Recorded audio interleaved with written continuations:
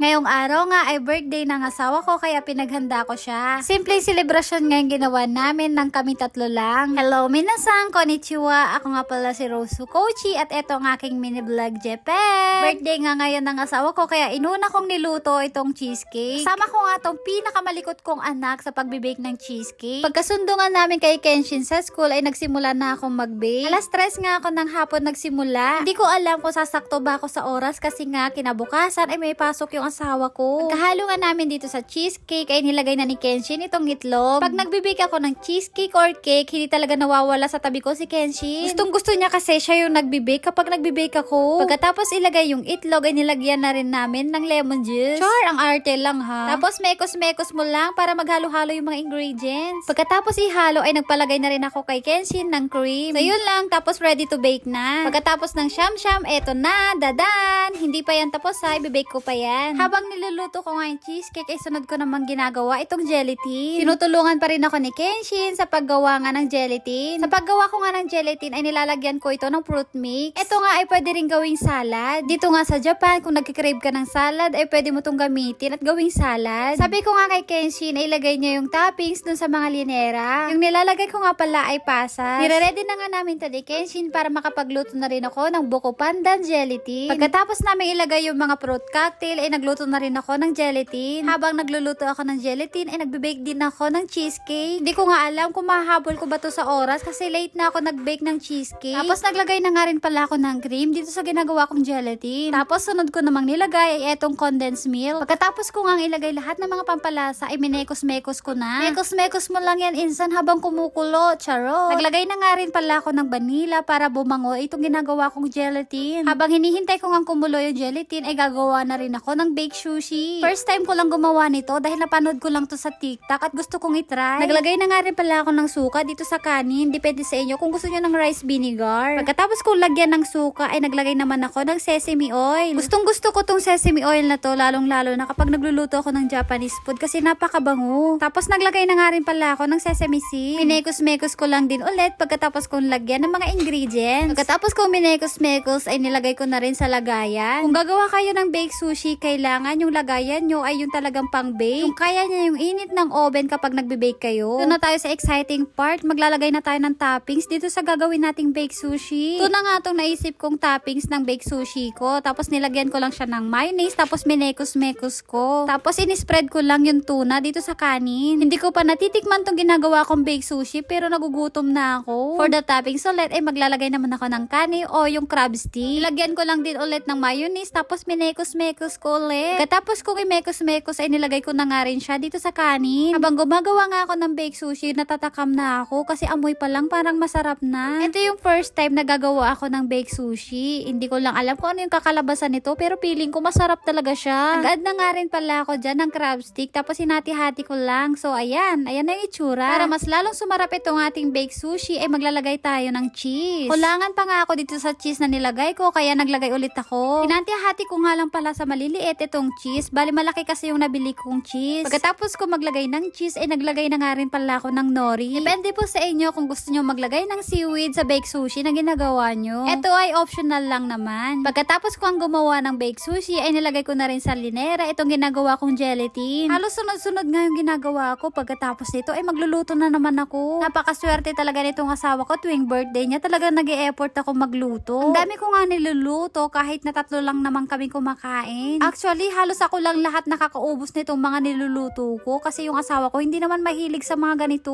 Pagkatapos ko maglagay ng gelatin sa lagayan ay eto na, nagpapakulo na ako ng itlog pugo. Ilalagay ko kasi ito sa lulutuin kong chop suey. Pinaglalabas ko na nga rin pala yung mga gulay sa rep para makapagluto na rin ako ng chop suey at saka pansit. Halos lahat nga nitong lulutuin ko ay puro Philippine food. Katapos ko nga maghiwa-hiwa ng mga gulay ay nagigisa na ako. Unang lulutuin ko nga pala ay chop suey kaya naggisa na nga rin pala ako ng liver o yung atay ng manok. First time ko nga lang din pala magluto ng chop suey dahil napanood ko lang din to sa TikTok.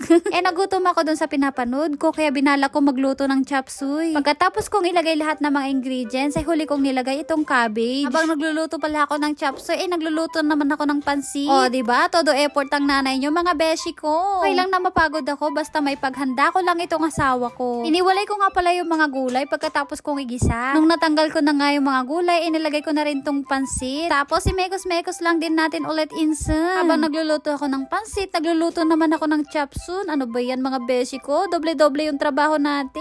Dun sa niluluto kong chapsuy ay lumambot na yung mga gulay. Ito naman niluluto kong pansit kanina, maraming tubig, tapos binawasan ko lang. Pinatuyo ko lang saglit, tapos nilagay ko na rin sa lagayan. Buti na lang, merong binibenta dito sa Japan na parang pansit. Kaya ayan, nakagawa ko ng pansit. Ang gusto ko talaga sa pansit, yung maraming toppings. Masarap kasi ang pansit kapag maraming gulay. Tapos na nga ako magluto, kaya nilagay ko na rin sila sa lagayan. Merong chapsuy at saka pansit. Binibake ko namang cheesecake, hindi pa tapos, hindi pa naluto, kaya nainis na ako. Anong oras na? Lagi ko nga tinitignan kung luto na ba o hindi pa. Bawat minuto, binubuksan ko ata itong oven. Malapit na ata siyang maluto, pero nung hinawakan ko ay medyo malambot pa, kaya hindi pa to pwede. Sa pagbibake nga ng cheesecake, dito ako naubusan ng oras. Kaya tinanggal ko sa oven yung niluluto kong cheesecake, kaya sinunod ko na tong sushi. Excited na nga rin akong tikman etong sushi bake na first time ko lang niluto.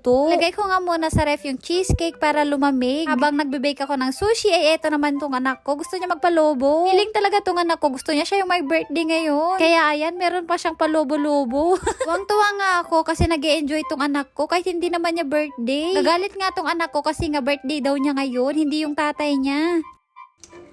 Happy birthday, Daddy! Happy birthday, Daddy! Nani? Kenshin? Kenshinの誕生日? Happy birthday, Kenshin! Happy birthday, Kenshin! おいしい? おいしかった? じゃあ、Happy birthday, Daddy! Happy birthday!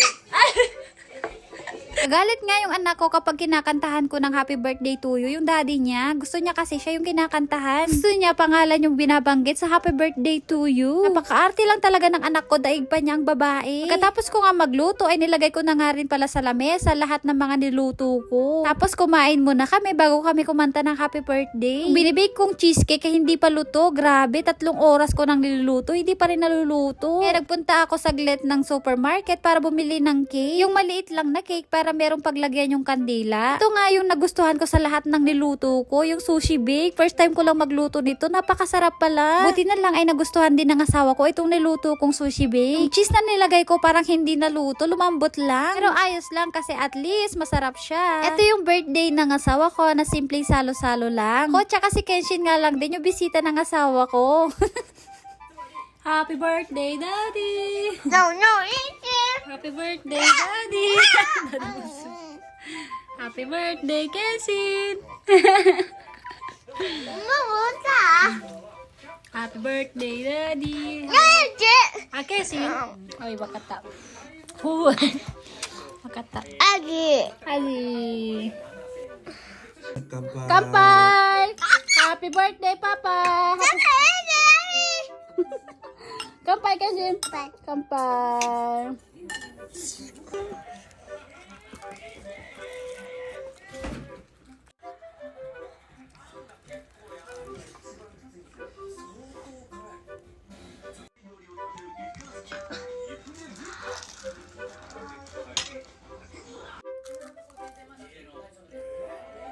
Tindihan ulit natin yung candle kasi umiyak yung bata dahil gusto niya, birthday daw niya. Inagawan pa naman ng party yung tatay. Jackie, sino tanjobi? Papa janay? Nakanay de, umiyak siya. Gusto niya, siya yung my birthday ngayon. Kahit birthday ng papa niya. So, okay, mama, otatero ne? Happy birthday to you. Happy birthday to you. Happy birthday, happy birthday. Happy birthday, Daddy. Happy birthday, Daddy. Daddy? Daddy, happy birthday, Kenshin. Yay! Happy birthday, Kenshin! Happy birthday, Daddy!